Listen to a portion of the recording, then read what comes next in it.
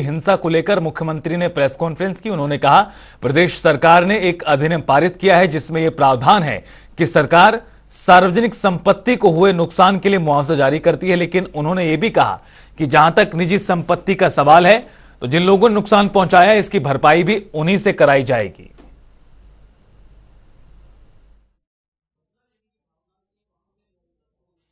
हमने एक एक्ट बना लिया है और उस एक्ट में ये पारित किया गया है कि कोई भी जो लॉस है, चाहे वो पब्लिक प्रॉपर्टी का होगा चाहे किसी की प्राइवेट प्रॉपर्टी का होगा, ये ठीक है कि पब्लिक प्रॉपर्टी का तो सरकार ही सू करेगी, लेकिन प्राइवेट प्रॉपर्टी का उसको अपने आप सू करना पड़ता है।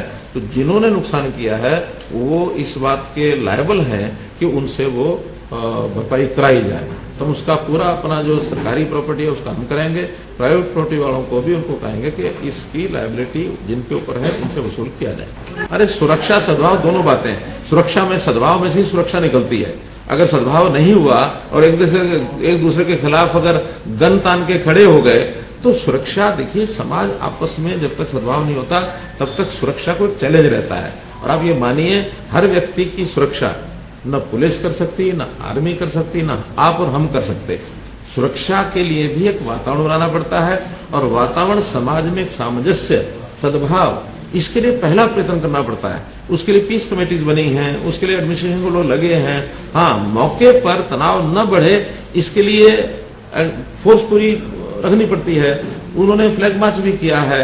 जो ऐसे गलत वृत्ति रख करके कोई लोग इस प्रकार का मानस बनाए बैठे, उनके मन में एक भय बैठाना पड़ता है। लेकिन ये तात्कालिक विषय होते हैं, करंट इश्यूज होते हैं। करंट विषय में करने के बाद आखिर में तो सामाजिक सद्भाव बना करके तभी लोगों का रहन सहन ठीक हो सकता है। आउटसाइडर्स का चूंकि अब लगातार जितने सोशल मीडिया पर जो चीजें चली हैं उनको भी चिन्हित किया जा रहा है।